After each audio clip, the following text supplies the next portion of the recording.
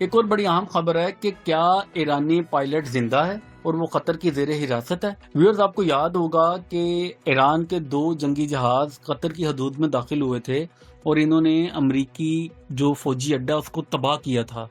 بڑے ٹارگیٹڈ انداز میں پورا امریکی فوجی اڈا تباہ کیا، درجنوں امریکی فوجی مارے اور وہاں سے کامیابی سے واپس لوٹ رہے تھے کہ اچانک قطر کے ڈیفنس سسٹم نے ان کو گھیر لیا اور ان تمام، یعنی یہ 2 جہاز تھے، ان میں 4 پائلٹ تھے ایران کے، ان کو فوری طور پر وہیں پر گرا دیا اور یہ تباہ ہو گئے۔ ایران کا ماننا ہے کہ ان کے جو مین جو گروپ لیڈر تھے، کیپٹنز تھے، جو پائلٹ تھے مین، وہ زندہ ہیں اور قطر کے پاس زیر حراست ہیں۔ آج ایران نے باقاعدہ طور پر آفیشلی قطر کو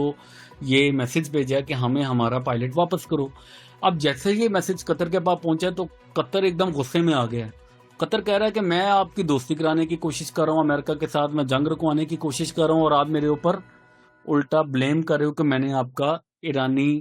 پائلٹ جیل میں رکھا ہوا ہے۔ یہ جھوٹ ہے، جبکہ ایرانی پائلٹ وہیں پہ فوت ہو گیا تھا اور ہم نے آپ کو اس کی لاش کی باقیات دینے کے لیے رابطہ بھی کیا تھا۔ اس خبر کی تفصیل بھی بڑی عام ہے کہ قطر کا ایرانی پائلٹس کو حراست میں رکھنے سے انکار،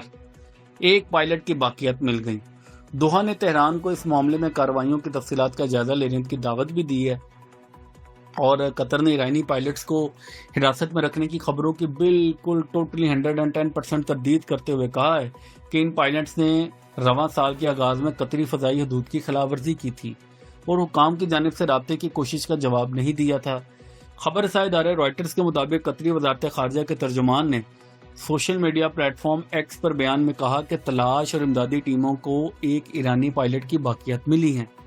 قطری حکام کے مطابق باقیات ملنے کے بعد ایران سے رابطہ کیا گیا تاکہ انہیں ایرانی حکام کے حوالے کرنے کے طریقہ کار پر تعاون اور رابطہ کیا جا سکے۔ قطری وزارت خارجہ کے ترجمان نے بتایا کہ دوحہ نے تہران کو اس معاملے میں کارروائیوں کی تفصیلات کا جائزہ لینے کی دعوت بھی دی ہے،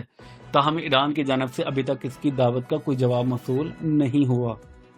قطر نے واضح کیا ہے کہ ایرانی پائلٹس کو حراست میں رکھنے کا دعویٰ درست نہیں۔ قطری موقف کے مطابق معاملہ فضائی حدود کی خلاف ورزی اور اس کے بعد پیش آنے والے واقعے سے متعلق ہے۔ قطری حکام کے مطابق متعلقہ پائلٹس نے قطر کی فضائی حدود میں داخل ہونے کے بعد حکام کی جانب سے رابطے کی کوششوں کو جواب نہیں دیا تھا۔ اس کے بعد تلاش اور امدادی کارروائیاں کی گئیں، جن کے دوران 1 پائلٹ کی باقیات ملی۔ اس واقعے کی مزید تفصیلات فوری طور پر سامنے نہیں آئی ہیں کہ ایرانی طیارہ یا پائلٹس قطری فضائی حدود میں کس صورتحال میں داخل ہوئے تھے اور یہ واقعہ کب اور کیسے پیش آیا۔ قطر اور ایران کے درمیان خطے میں اہم سفارتی اور سیاسی تعلقات موجود ہیں، تاہم موجودہ علاقے کشیدگی کے دوران فضائی حدود اور فوجی سرگرمیوں سے متعلق کسی بھی واقعے کی حساسیت مزید بڑھ گئی ہے، اور قطری وزارت خارجہ کی جانب سے ایران کو باقیات کی حوالگی کے لیے رابطہ کرنے اور کارروائیوں کے لیے تفصیلات کا جائزہ لینے کی دعوت دینے سے ظاہر ہوتا ہے